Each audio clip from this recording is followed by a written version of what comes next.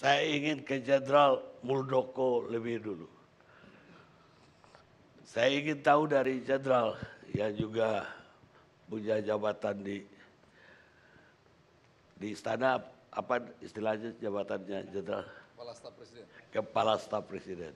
Yang tentu melihat situasi kita seperti apa sekarang ini.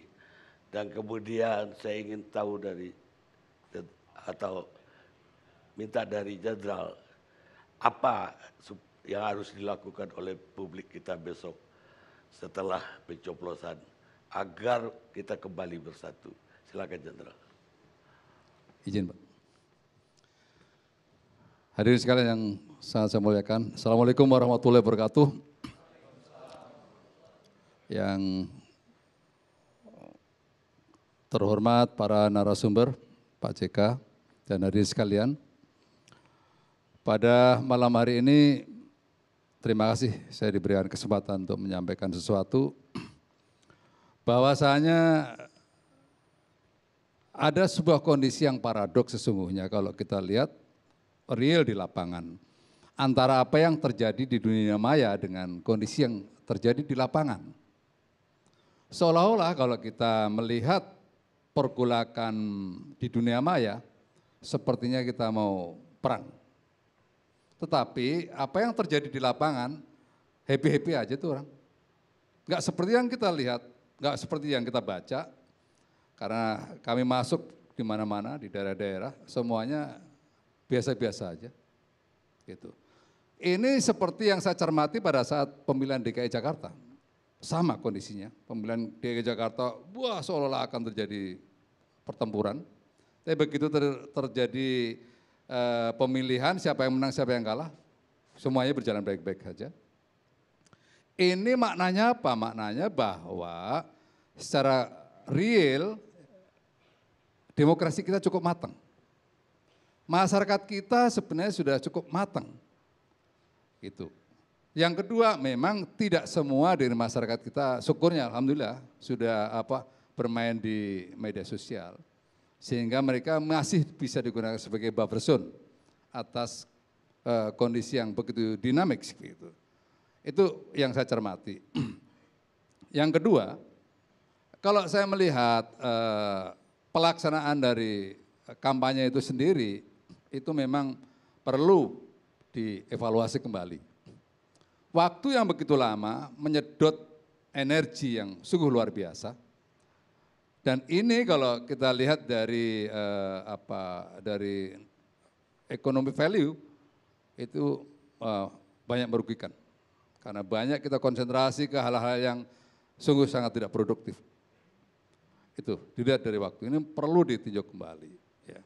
Sehingga orang-orang nggak punya kerjaan, hanya bermain-main di jari, itu akhirnya nggak ada yang dibahas itu lagi dan seterusnya.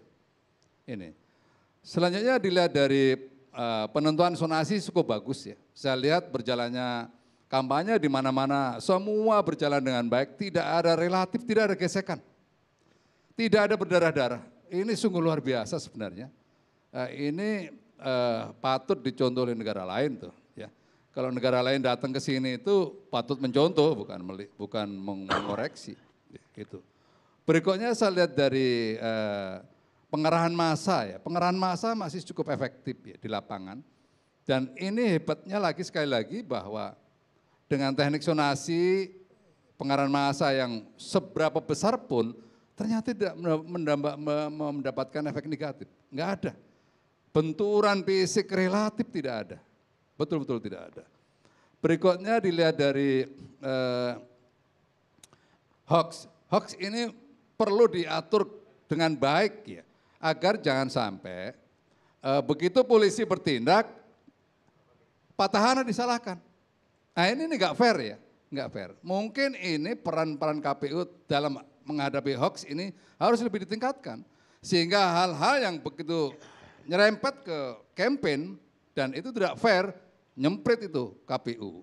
Jangan begitu polisi dikedepankan, walaupun itu ada undang-undangnya, tapi langsung, wah ini dibully dan seterusnya. Padahal ini menurut saya nggak sehat lah itu ya. Selanjutnya, Yang saya lihat Bang Karni ke depan ya, itu pengarahan pendekatan budaya dalam kampanye itu luar biasa, bagus sekali. Jadi mungkin ini model baru yang perlu dikembangkan ya, agar kampanye itu memiliki nilai-nilai budaya yang lebih adiluhung begitu, sehingga masyarakat kita menjadi betul-betul gembira, namanya pesta demokrasi ya. Jadi jangan lagi ada ketegangan-ketegangan, lebih soft lagi begitu. Berikutnya ke depan saya juga menginginkan di dalam kampanye itu pendekatan prestasi terhadap calon ya. Jangan menyanjung-nyanjung calon tapi nggak pernah buat prestasi di negara ini, gitu.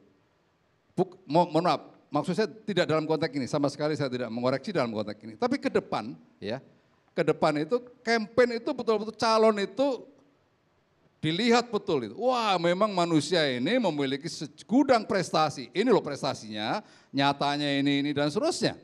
Sehingga yang diperdebatkan ini sesuatu yang nyata. Bukan memperdebatkan sesuatu yang tidak nyata. Abstrak bentuknya. Gitu. Gagasan-gagasan yang mungkin tidak bisa direalisasikan, tapi karena kampanye ya akhirnya semua orang yang mendengarin gitu. Nah, menurut saya ke depan ya penting mengangkat seorang figur itu betul-betul memang pantas dia karena dia pernah berprestasi. Ini loh hasilnya, ini dan seterusnya. Nah, sehingga nanti ke depan itu ya mengangkat calon itu betul-betul masyarakat itu oh iya, ini yang saya butuhkan, ini yang saya butuhkan. Nah, itu kira-kira itu gambaran-gambaran tentang kampanye yang saya juga ingin mengoreksi perlunya perbaikan-perbaikan ke depan. Berikutnya yang saya katakan untuk berikutnya, setelah pemilu ini menurut saya, sudahlah, semuanya sudah berakhir, ada titik akhirnya, mulai malam ini atau besok pagi ya, itu sudah ada titik akhirnya besok. Untuk itu kembali kita, kembali sebagai sebuah bangsa yang besar, terlalu mahal mempertaruhkan negara Indonesia yang seperti ini, yang besar seperti ini, hanya karena pemilihan. Sekali lagi, terlalu besar. Ya. Pemilu, pilkada, sebuah proses demokrasi yang terus-menerus dari tahun ke tahun, per 5 tahun sekali. Pasti berjalan. Tetapi kelangsungan Negara Kesatuan Republik Indonesia adalah harga mutlak yang harus kita jaga bersama. Terima kasih. Baik. Ada kekhawatiran publik, Jenderal, bahwa sampai saat ini memang semuanya kondusif lah, relatif ya. Ya. Tapi orang khawatir bukan ketika sekarang, tapi ketika penghitungan suara. Bahwa kalau itu memang banyak kecurangan-kecurangan yang terjadi, ini dikhawatirkan akan terjadi keributan. Apalagi kalau dinilai pihak-pihak yang harusnya jadi wasit dianggap berpihak, ini akan memicu konflik. Saya ingin resep dari Jenderal untuk atau pesan kepada yang mengawasi, yang menegakkan hukum, yang melaksanakan apa ini harus dilakukan. Ya, saya pikir KPU itu milik kita bersama ya, bukan miliknya pemerintah. Ini kadang-kadang salah memahaminya, pura-pura nggak tahu atau bagaimana gitu. Tapi yang ingin saya tegaskan, KPU adalah sebuah lembaga independen.